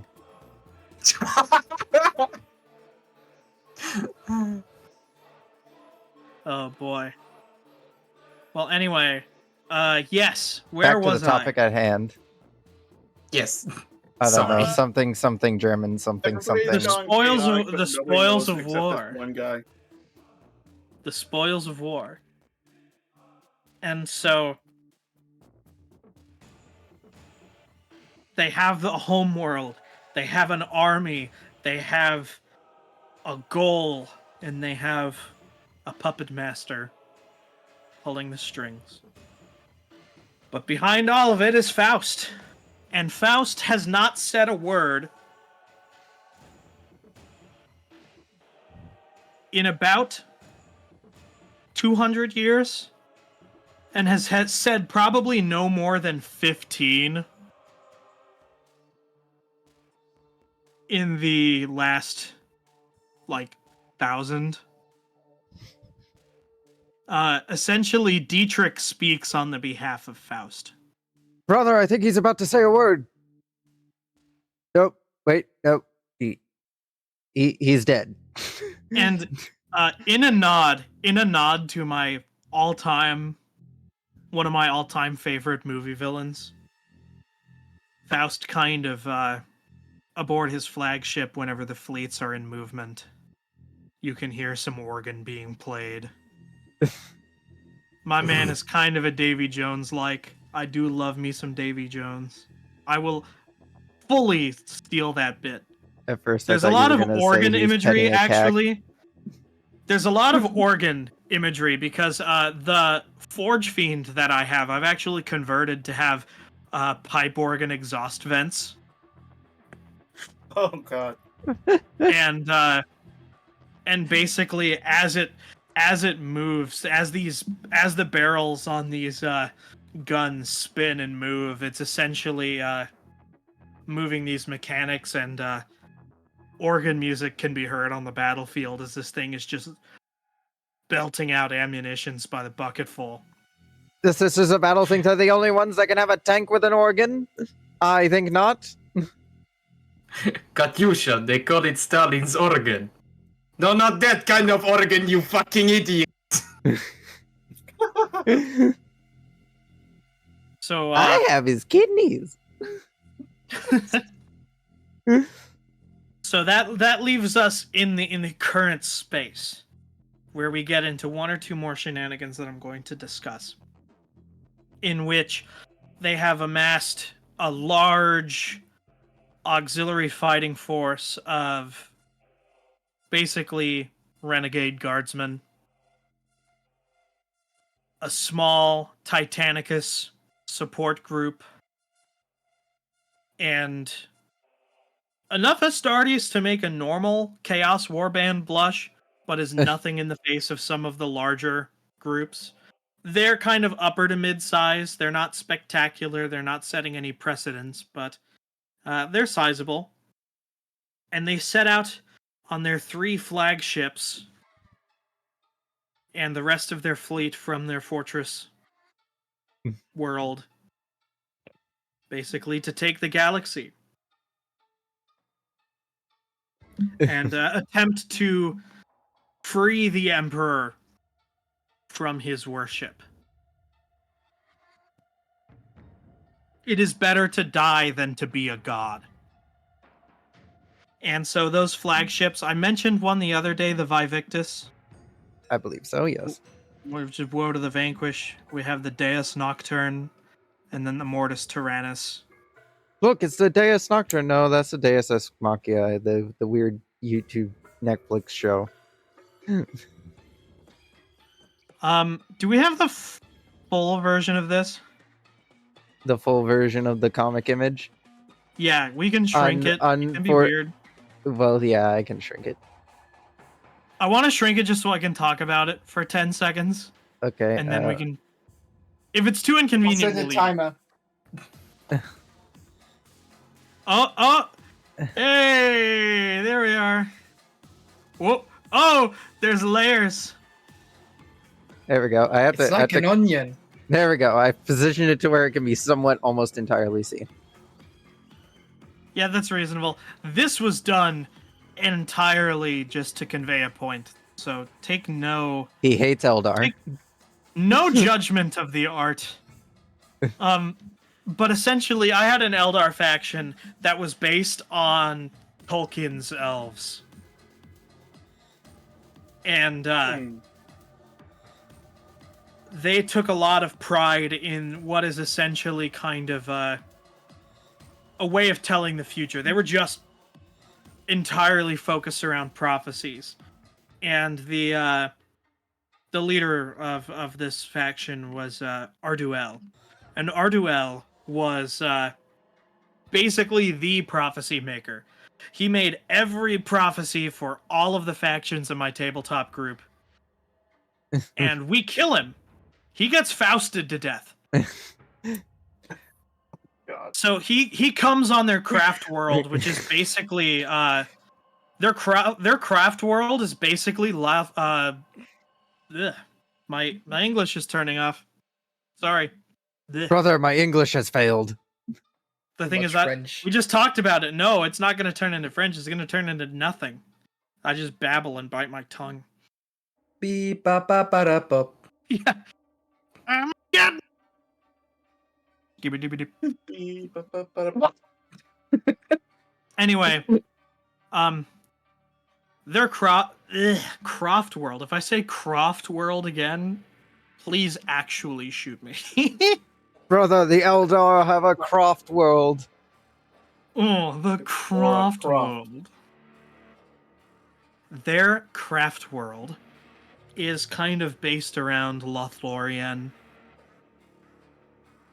And the Iron Dawn torch it.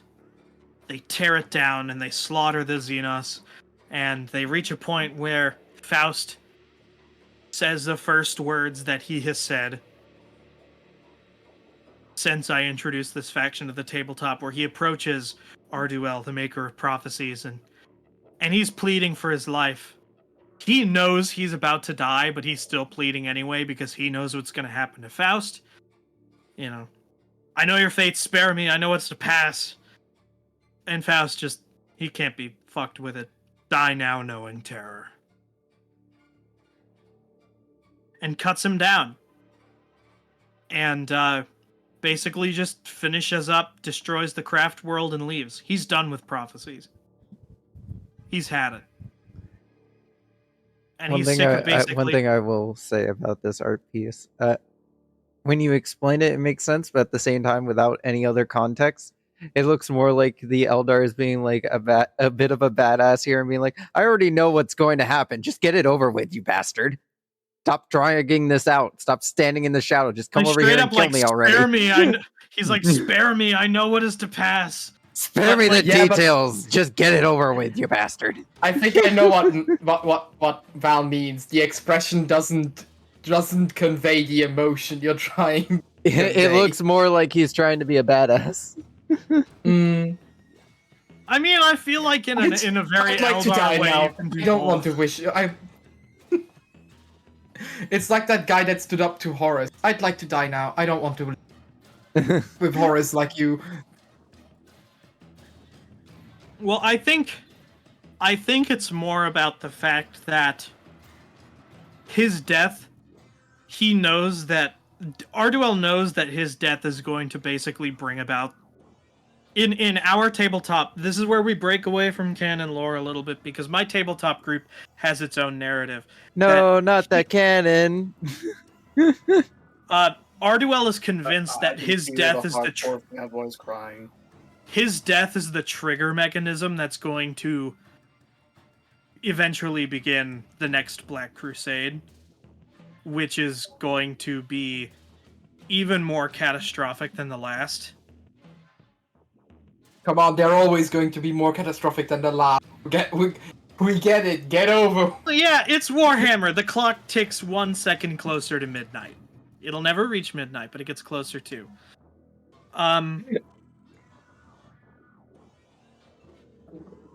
And so if I can find my bit, the thing I'll leave you with is the story of Daeneric and Absol. Let me find it.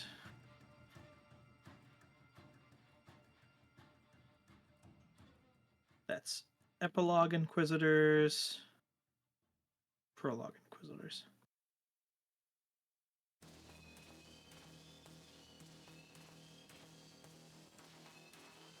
And this is kind of important to bring up with the prophecy that I'm about to get to, because this prophecy maker is so important that this craft world, despite no longer being an army I even play, has accidentally completely transformed the state of the tabletop among me and my buddies who do this long narrative thing.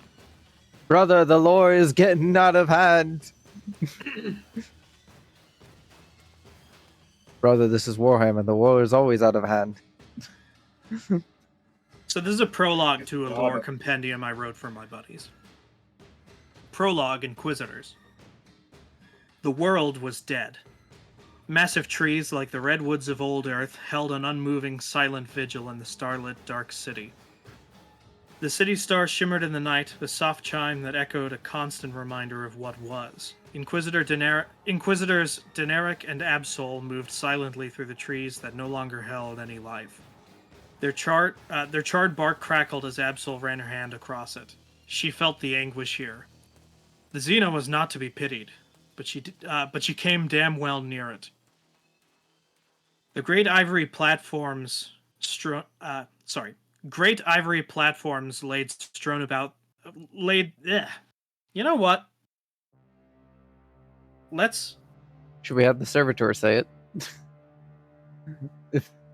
I'm not sure that's gonna help. I just need to reorient myself. I'm gonna spin my chair around. I'm gonna look at something far away. And then I'm gonna look at something really close. Pick up the cat, stroke it a bit. Like the star. How are you? What the fuck? Their charred black bark crackled as Absol ran her hand across it. She felt the anguish here. The Xena was not to be pitied, but she came damn near. Bleh. You know what? Fuck it. Name that Pokemon. You want to talk for a second, Valak? Nah, give it to Dave.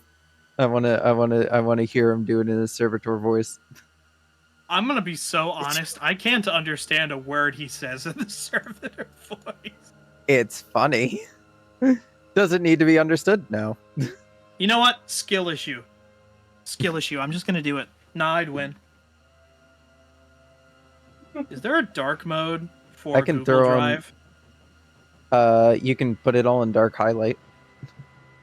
You could just put your browser into dark mode and read it like that. Well, my You can browser also is just in dark drag mode it with into this- Discord. Just copy all of it and paste it into Discord. I'm just gonna do it. Nah, I'm there's a gonna do it. text limit.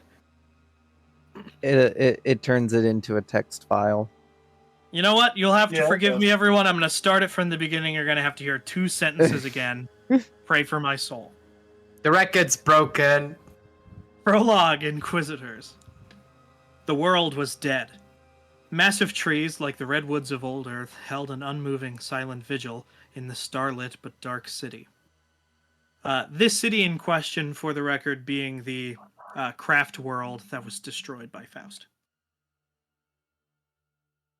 The city's stars shimmered in the night, a soft chime that echoed a constant reminder of what was.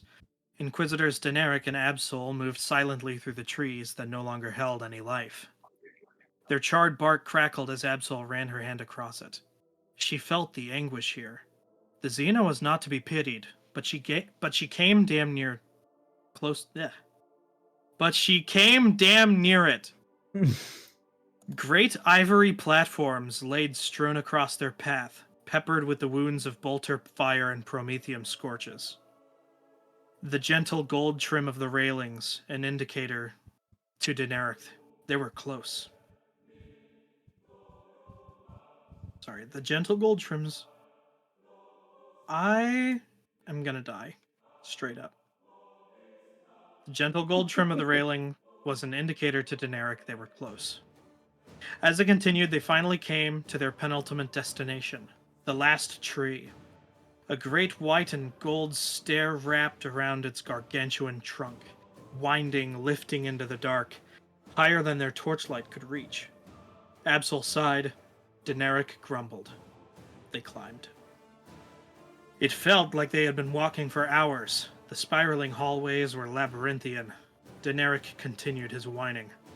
Only a damned Xeno. Finally, the hall opened into the chamber Absol had foreseen. Blood stained the walls and floor. The mirror pool of prophecy was dry. Arduel, master of this realm, was long past. Daenerys and Absol were not here to deal with the aliens, however. They came for a prize.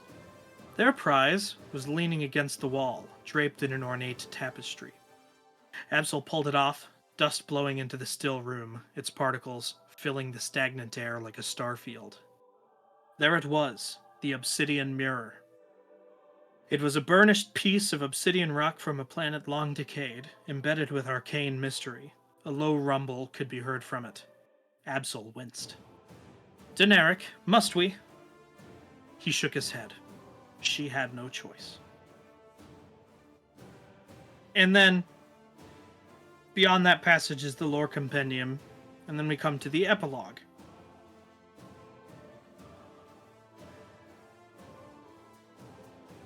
They had laid the mirror down as a makeshift table, its psychic energy softly reverberating in the chamber. Absol laid out the deck of cards, the Emperor's Tarot.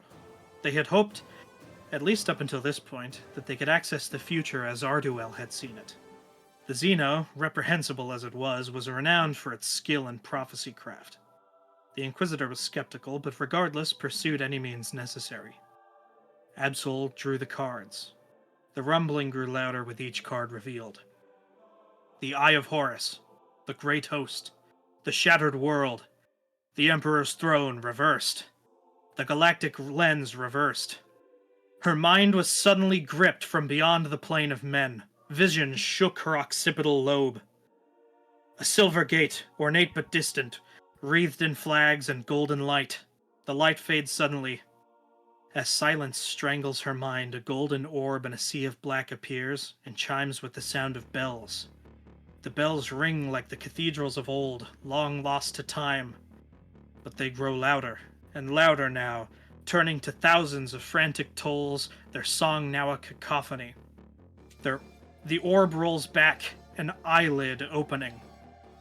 The eye is garnet red, with a pupil darker than the void night. It dilates. The bells have grown together now into a primal scream. A reflection in the bastard eye flashes white and blinds Absol for a moment, then she sees nothing. Thick, acrid smoke smothers all. It gives way to a hell not seen in 10 millennia. Burning flames consume a painted sky. 13 skulls, charred but still bleeding like fresh game, adorn hillside pikes. A 14th pike slowly rises from the ground as the choir of screams ring out a dissonant chord. It is a nightmare chorus unheard since the last terrible collapse. Absol does not realize she is screaming with them. She is pulled closer to them, her resistance in vain, her feet dragging against the soil, against the unseen force. The pike becomes more defined now, a sword. The sword. A jagged weapon, sharp with hate and adorned by the screaming visages of the lost and the damned. It raises as she pulls ever closer. Now visible, the obsidian mirror hides behind the 13 skulls. She sees herself reflected, not as Absol, but as an indomitable warlord. The reflection is host to golden hair and a laurel crown, and a grim facade that mimics her twisted screams for mercy. The point of the demon sword gouges her throat. In the prophecy room, Daenerys holds her arms firmly, attempting to keep her upright. She screams to the point of shredding her vocal cords. At the culmination of her dark crescendo, blood sprays from her eyes as if forced by the psychopressure building in what's left of her brain. She collapses, and Absol feels the death. She collapses, and Absol feels death begin to creep over her. The room is silent, and the bells have stopped. And essentially, this entire event now that this passage is over, has been triggered by the death of Orduel at the hands of Faust. Which may be the play that the Siege demon that we are referring to as Mephistopheles has been banking on. Now, what does this actually mean? There's a lot of imagery with the Emperor's Tarot, the imagery that I've put into the passage regarding the vision that she has. But it is just that. A future. A future that was seen by Azino, and then seen by the Inquisitors, and one that was entirely discarded as nonsense by the Iron Dawn, which in their hyperfixation to save the Imperium from its damned worship of the Emperor, it has likely doomed it to a fate worse than that. But they remain unaware. And so that kind of is where the legacy of the Iron Dawn stops as far as tabletop games have gone recently. In their last outing, a sergeant capped a Wraith Knight with a bolt pistol shot because it had one wound left, and I got very, very lucky. So that's about the only thing that's happened since this passage has been written. So generally we have the Iron Dawn, a German, almost folklore-inspired group of traitors who don't realize they've sold their souls to the dark gods and are on a mission to basically kill the Emperor and free him from the burden of being a god, because he is not a god. Allegedly. Yes. And so I've been talking for damn near 2 hours on this. Yes. Now that we've reached the end, do we have any feedback?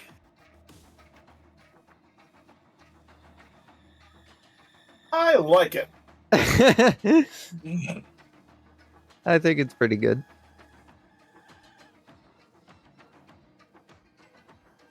Okay. I'll take it. Yeah. I do like this idea. My only criticism remains with how the comic looks interpreted without context. Oh, well, the comic was... Yeah.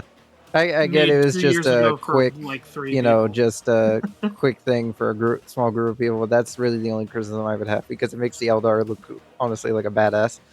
Honestly, I like your interpretation a little more than what I was going for. I already know what's going to fucking happen, so get it over with. I don't need you to, like, be all spooky in the corner. Stop hiding in the shower, just kill me already. You just say in the shadows or in the showers? Because I don't know which one is creepier. Get out of my shower and kill me already. Pervert. Fucking pervert space marine.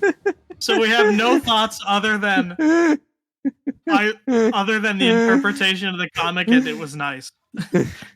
Yes, I think our reinterpretation of your comic actually has increased it tenfold. I do like it. I do like the reinterpretation of the comic. Do we have any... It makes your Eldar character look less pathetic. Do they have a strong enough identity? I feel think like so. they do. I do feel like raising the dead is a bit extra, but it's fine. Well, I think the Yeah, raising of that's the what dead thing is very... When you say a bit extra, how do you mean? guys, look, we got all these titans now. We got all this extra shit. We have a whole bunch of godsmen, and oh hey, we're bringing back the dead. Well, let me reiterate, when I say the whole bringing back the dead thing, it's not like they have infinitely replaceable zombies. It's a little more like the Death Guard in the sense that these things can be killed. Yeah, I get that. It's just, it feels like with all the other stuff that they have, it feels like they've kind of gone and just, oh, hey, look at this. This is mine now. It's mine. Can't have it. It's mine now. Well, what this I boils feel- down to is... I feel like when it comes down to it, I feel like you should probably pick between either the zombies or the titans. Because I feel like I feel like... When I say Legio Titanicus support, essentially it boils down to 2 Warhounds. Hey guys, we got some warhounds. Look at this. Which in Look at the the boy. scale of... Look at the in boy. in the sense of large-scale conflict in the 41st millennium, that's not much. It's not much. But I feel like you should have specified that it's just 2 warhounds and not an entire Titanicus company. No, it's not a Titan Legion or anything like that. They have basically 2 Warhounds. 2 Scout Titans. Yeah, they have 2 Scout Titans. Which Birch will be like, the Baneblade isn't a scout and neither is those things. Do you see how fast they go? An auxiliary guard force. It's not a regiment size. The Baneblade!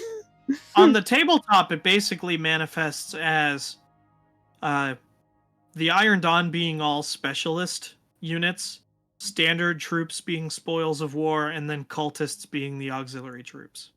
I still find it funny the Baneblade is a scout tank. That's so good. It is. Anyway, that's me. Done talking my ear off about the Iron Dawn. You mean our ears off?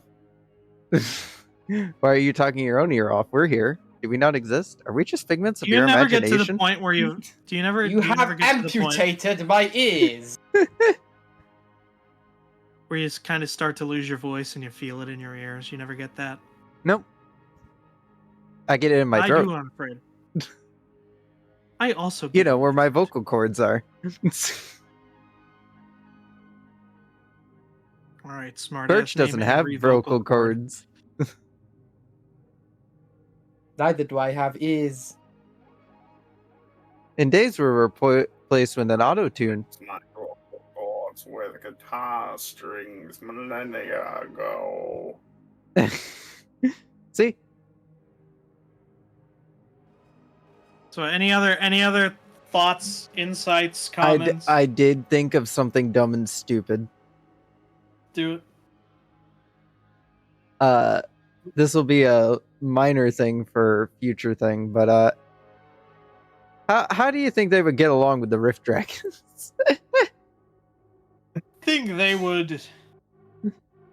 Oh, that's a good question. They would either absolutely fucking despise them with every fiber of their being, or they would rely on them very heavily for communications. But the problem is, with the way you've presented with them as loyalist presenting, they would hate them with every fiber of their being. Yeah. Yeah, because we didn't talk much about the Rift Dragons' theology. So whether or not if they view the Emperor as They a god view the or- Emperor as every other Legion views the Emperor, or at least, well, every other chapter more or less views the Emperor as, you know, not a god, Okay, so but as the leader of the I think Imperium. Iron Dawn hates Rift Dragons. The Primaris, sir. the Primaris group within their chapter, though, is a bit more religious in terms of viewing the Emperor as a bit more of a god. Not entirely, but they do view Edmund Stantes, the original one, as kind of a prophet, more or less. They view him with they view him with similar religious zeal, but yeah, they view the Emperor more. I like to think they view him a bit more as a god, kinda. I don't know. I think never we're really gonna have got to into kill that these much. guys, Dietrich. Yeah. But how did they know we haven't already infiltrated their group? Good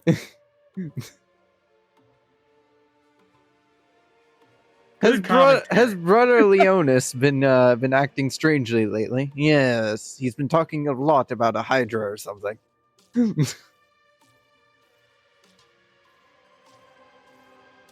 Also, I think I caught him talking about someone named Edmund Dantes. Isn't that the stupidest name you've ever heard? All right. Just Uh, whatever. Oh, Yeah. Anyway, we should probably wrap My- things up now. I haven't had a chance to say anything yet. I Oh, wanna- sorry, I wanna sorry, hear it. sorry. I thought you were saying you were gonna leave. Okay, continue. No. I think, in my opinion, you might want to lean a little bit more towards the folkloric aspect. In my opinion, at least it feels like it's very much just surface fluff instead of more ingrained into the chapter. It's reasonable. I was going to talk a bit about that when it comes to the chapter's aesthetic identity. 'Cause I wish I had the we- reference we've been- for it. And I actually can take some time to reference it, but like to address it in less than 30 seconds, I have cultist sergeants with like deerskin cloaks and antlered helmets and these I actually have an artillery group in the back where all of my artillery support groups have basically a person or two hanging out in the back lines, playing some form of just kind of, they're playing some instruments, just kind of jamming out as they load shells. They do have a Yeah. very distinct culture on the tabletop in terms of like the way I've modeled them and painted them, but I just don't have the pictures to kind of talk about it, I guess. Anyway, But I did. they definitely don't go hard enough in that direction. I think that's a really good piece of criticism. I did Yeah, think it's of a just very. Don't overlean now. It's just a smidge more. Yeah, in I my think opinion. I think right now it's just kind of a coat of paint. I think it needs a flavor. Yeah. I did think of a funny Needs thing more to do once we get through everybody's homebrew chapters. What is that? For our 5th stream, we attempt to write a book, or at least a short Ah, story fuck. containing all 4 of them. Hell nah. Oh, And Dave dear gets to write God. it. I've written Oh fuck! No, that's never going to be finished. too much Warhammer literature. Well, Dave, you're the scribe. You have to write down whatever it is we come up with. I can write down what we come up with, but it's not Yeah, going you- to be formatted. Yeah, that's fine. You just need to write it down. Will this come to pass? Probably not. But, it'll be something stupid and funny for later. I need to prepare a rough document for the Rooks. Yes. Anyway, well, since we're in this little bit down bit, and Alice did give us small little tidbits of their chapter before we got here, why don't you give us a bit of a preview on yours, Dave? A short little preview. I hope you like big guns, because the I Rooks love- certainly do. I like big guns and I cannot lie. One of us was Little going to brothers make that can't joke. deny. I am happy that it's not me. Anyway, anything else, or is that all you have prepared for a preview? I also hope you like checkers, because their paint is a lot like it. Do you have Yes, actual miniatures? Lamenter's Pain. No, he did it Huh? on a website. Oh, okay, I was asking if you had real miniatures because I've tried painting checkers and screw that. It's so hard. I'm not even sure if I I have the feel old like Bolter one and of the Chainsaw easiest ways pictures. to probably paint checkers on a miniature would probably be like to first apply the base coat Well, of it's whatever you not- want for one half of the pattern, It's and not then like a small checkered pattern. They're only it's only a quad divide. Oh, okay, quad that's a divide. lot better. Yeah, that's a lot easier. I think I've seen A your little pictures Howling of them Griffins before. action. Yeah, the I like pictures it. of those are buried somewhere on the old server. I'll have to check there then, because I don't know if I even have them on my desktop. Yeah, they're there. You got the gold boys, and then you have the black and white boys. Yep. The gold ones were something different. They were the Emperor's Unity. That's actually not a bad name for a Space Marine chapter. Yeah, but they were something like the Death Guard, but less religious. Where have Or at I least heard less that before? Inquisition-like.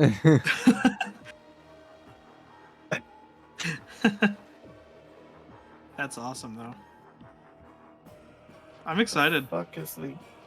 I can't wait to hear someone else talk about their shit. I'm so tired. All I right, didn't think this would become a 2-hour thing. everybody wanna give their outros. Yeah, sure. All right, Alice, you're up first. Yep.